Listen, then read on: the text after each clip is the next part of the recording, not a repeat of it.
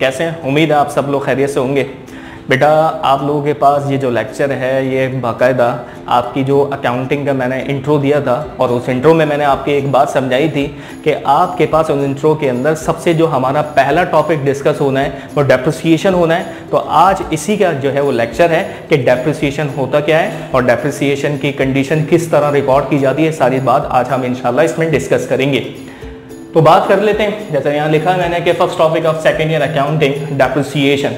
Depreciation कहा किसको गया, डेफिनेशन पर थोड़ी सी बात करते हैं। कहते हैं fall in the value of tangible fixed assets. जब ये डेफिनेशन आप पढ़ते हैं तो आपके जहन में एक फौरन बात क्लिक होती है कि सर फिक्स एसेट्स तो सुना था, ये टेंजिबल फिक्स एसेट्स क्या है। तो सबसे पहले हम बात क्लियर कर लेते हैं ये टेंजिबल फिक्स एसेट्स कहते किसे हैं, फिर हम डेप्रिसिएशन पे बात करेंगे।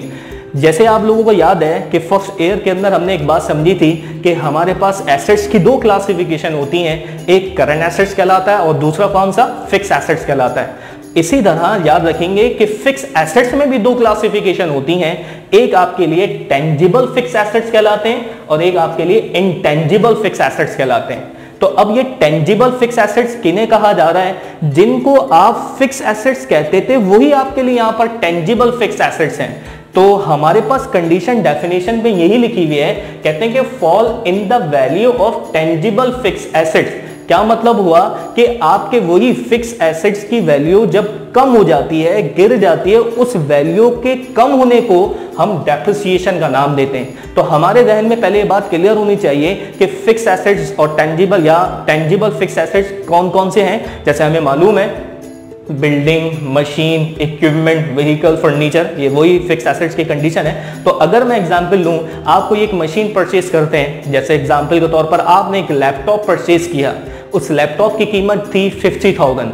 आपने उसको 2 साल इस्तेमाल किया, 2 साल इस्तेमाल करने के बाद जब आप उसको मार्केट लेके जाते हैं तो पता चली बात, मार्केट वाला अब उसके 50,000 का जो आपने लैपटॉप खरीदा तो उस 50,000 के बदले में वो 2 साल के बाद उसके बदले में 30,000 आपको देने के लिए तैयार है। तो आप ये कहते हैं कि यकीनन सी बात है 50,000 वाली चीज इस्तेमाल करने के बाद अब उसकी वैल्यू 30,000 रह गई।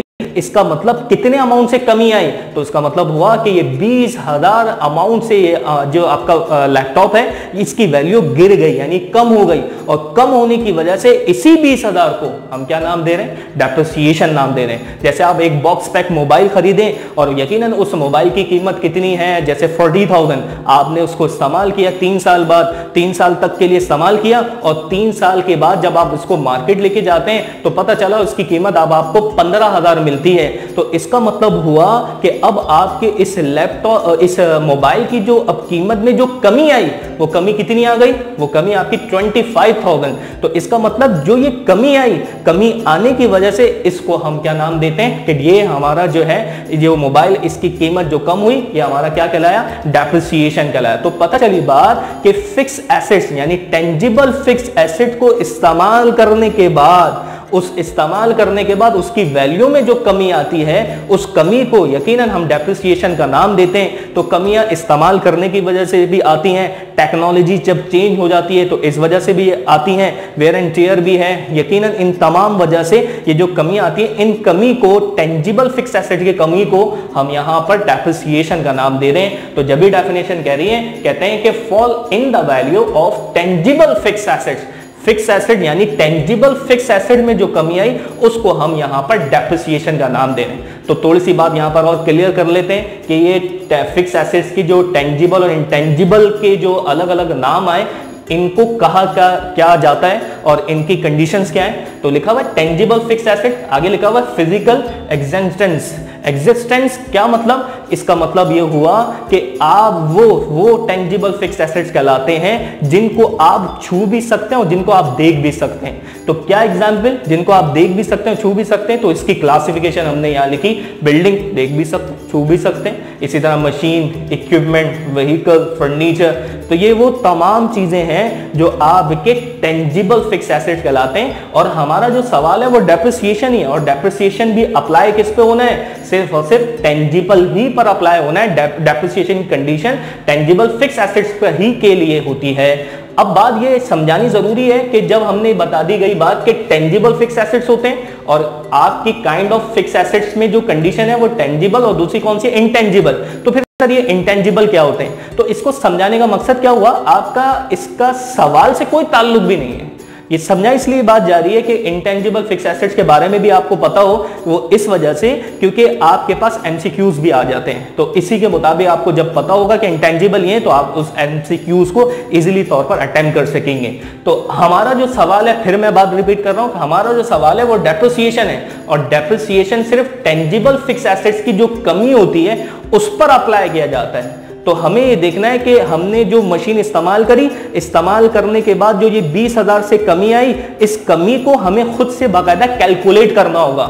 और उस कैलकुलेशन के लिए हमारे पास 5 मेथड होंगे। इस कैलकुलेशन के लिए हमारे पास 5 मेथड होंगे। उन्हीं 5 मेथड से यही 20,000 कैलकुलेट करने होंगे। कौन से 20,000? जैसे भी बताया कि 50,000 की चीज खरीदी और 2 साल 3 साल इस्तेमाल करके मार्केट में अब जब लेकर गए तो 30,000 मिल रहे हैं। तो इसका मतलब हुआ कि 20,000 से जो कमी आई, इसी को हम डेप्रिसिएशन का नाम दे रहे हैं। तो हमारा क्या काम है इस सवाल में? हमारा ये काम है कि इस ही 20,000 को बाकायदा 5 मेथड के जरिए कैलकुलेट करके हमें दिखाना होगा। जो वो ये मेथड का नाम हमें बताएगा, आगे इंशाल्लाह बात आएगी उस मेथड की कि वो जो मेथड कहेगा उसी मेथड के मुताबिक हमें कैलकुलेशन करनी होगी। तो बात कर रहा था कि टेंजिबल फिक्स एसेट्स पर हमारा जो है डेप्रिसिएशन अप्लाई होगा। इंटेंजिबल क्या कहलाते हैं? कहते हैं कि non physical existence non physical का क्या मतलब? जिनको ना आप देख सकते हो और ना छू सकते हो। तो यहां पर मैंने लिखी है बात, जब टेंजिबल फिक्स एसेट्स में कमी आती है तो वो डेप्रिसिएशन कहलाता है।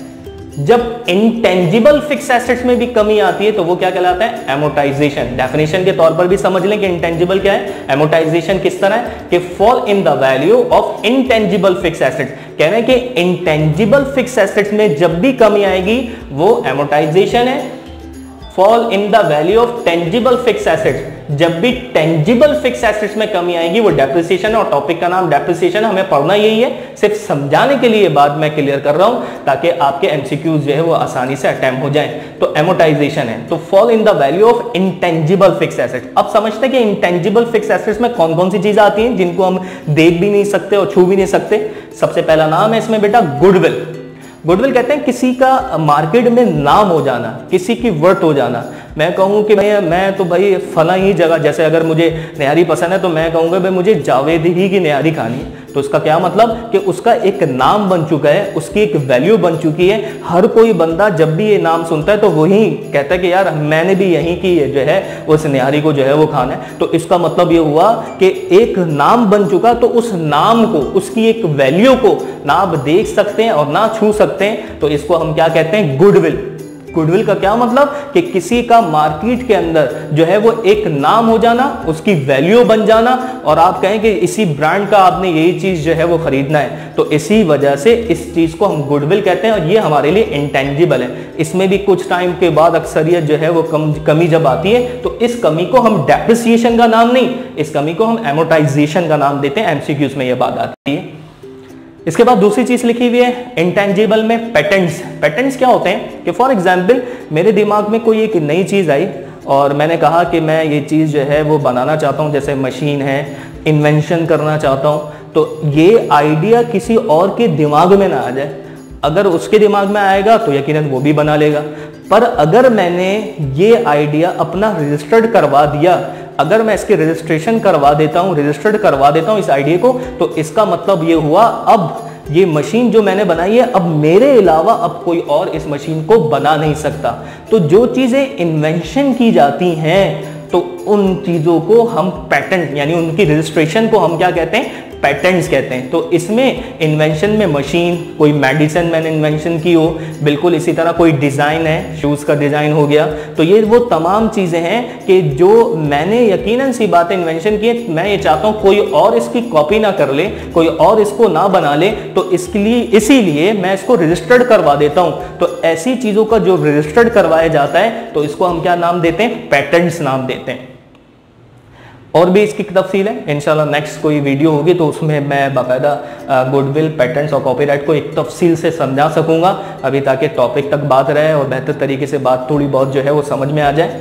नंबर थर्ड में लिखी हुई बात कॉपीराइट्स। कॉपीराइट्स कहते हैं क्रिएटिंग, कोई चीज आपने क्रिएट की, कोई चीज आपने क्रिएटिंग की और उसकी रजिस्ट्रेशन के लिए, उसको रजिस्टर्ड करवाने के लिए, उसके लिए हम कॉपीराइट्स की कंडीशन इस्तेमाल करते हैं। जैसे म्यूजिक है, कोई मूवी है और यकीन कोई ड्रामा है, तो कोई म्यूजिक है, तो ये वो चीज़ें हैं जिनको आपने क्रिएट किया, आप चाहते हैं कि यकीनन कोई और ये सॉन्ग जो है वो नहीं गा ले, तो इसके लिए मैं क्या करूं, इस चीज़ को मैं क्या कर रहा हूं, रजिस्टर्ड करवा रहा हूं। तो ऐसी चीज़ों को रजिस्टर्ड करवाना, इसको क्या कहलाता है, कॉपीराइट। जैसे बुक हो गई, कोई नॉवेल हो गया, ताकि जो मैंने बुक लिखी है कोई और यकीनन सी बात है इसको ना लिख सके और वो ही जो है वो मेरे आइडिया पे काम ना कर ले, तो इसलिए इसको मैं क्या करूं, रजिस्टर्ड करवा दूं, ताकि मेरे लिए ये आसानी रहे और ये चीज़ मेरे ही राइट्स में रहे। तो इसको रजिस्टर्ड करवाना, इसको क्या नाम देते हैं हम, कॉपीराइट्स कहते हैं। तो ये क्या कहलाते हैं, इंटेंजिबल कहलाते हैं। तो इंटेंजिबल फिक्स एसेट्स में जब भी कमी आएगी तो इसको हम क्या नाम देंगे, एमोर्टाइजेशन नाम देंगे।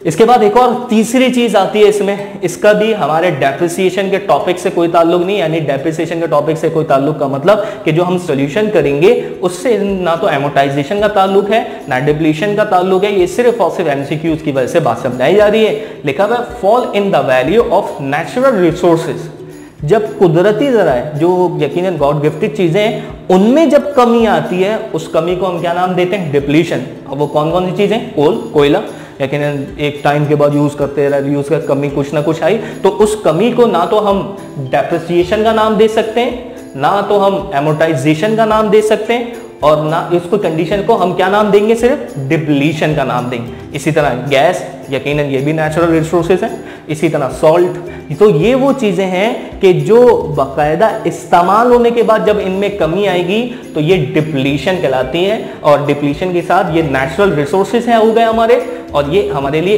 इंटेंजिबल फिक्स एसेट्स हो गए तीनों। और हमारी कंडीशन जो टेंजिबल फिक्स एसेट्स है जिस पर हमारा डेप्रिसिएशन अप्लाई होगा और जिस पर हमारा टॉपिक पर काम होगा, ये कंडीशन हमारी यहां पर अप्लाई होगी। तो फिर थोड़ी सी बात मैं क्लियर कर दूं कि आपके पास जहां इस टॉपिक में आपने डेप्रिसिएशन को कैलकुलेट करना है, जैसे याद होगा फर्स्ट ईयर में एक आप एंट्री पास करते थे, depreciation expense debit allowance for depreciation credit, वहां पर आपको कोई कैलकुलेशन नहीं करनी होती थी। आपने यहां पर भी यानी सेकंड ईयर में भी एक एंट्री पास ही करनी है डेप्रिसिएशन की, पर उसके लिए पहले आपने वो अमाउंट को कैलकुलेट करना होगा। जैसे मैंने एग्जाम्पल दी ना वो 20,000 की, तो इसका मतलब ये 20,000 आपको दिए हुए नहीं होंगे, आपको इसको कैलकुलेट करके निकालना होगा। तो 5 मेथड के जरिए कैलकुलेशन की जाती है, तो 5 के 5 जो मेथड है वो एक साथ नहीं आ जाते, सवाल में कभी 2 मेथड 3 मेथड देता है, और यकीनन फिर उन्हीं मेथड पर हम अप्लाई करके डेप्रिसिएशन की कैलकुलेशन करते हैं और फिर उसको रिकॉर्ड करते हैं, यानी उसकी एंट्री पास करते हैं। तो हमारे पास डेप्रिसिएशन की ये कंडीशन है। तो अब यकीनन हमारे पास ये यहाँ तक बात आपको बिल्कुल क्लियर हुई होगी कि डेप्रिसिएशन कहा किसको गया, और हमें ये भी पता चला कि फिक्स एसेट्स के कितनी क्लासिफिकेशन है, हमें ये भी पता चली बात कि टेंजिबल कौन से हैं और इंटेंजिबल कौन से हैं, और इंटेंजिबल में जब कमी आएगी तो वो एमोर्टाइजेशन कहलाती है बात, और इसी तरह नेचुरल रिसोर्सेज में जब कमी आएगी तो वो हमारे लिए डिप्लीशन कहलाती है बात। तो ये हमारे पास डेप्रिसिएशन की कंडीशन आ गई। अब हमारे पास जो नेक्स्ट लेक्चर होगा, नेक्स्ट लेक्चर के अंदर हम इंशाल्लाह आपको डिफाइन करवाएंगे, हम आपको समझाएंगे कि सबसे पहले जब हम इन मेथड की कैलकुलेशन करने जाते हैं उससे पहले हमें कॉस्ट भी कैलकुलेट करनी होती है, कॉस्ट क्या होती है और कॉस्ट को किस तरह कैलकुलेट किया जाता है। तो वो सारी कंडीशन हमारी इंशाल्लाह नेक्स्ट वीडियो में आएगी बात इंशाल्लाह। जब तक के लिए आप लोगों से अल्लाह हाफ़िज़।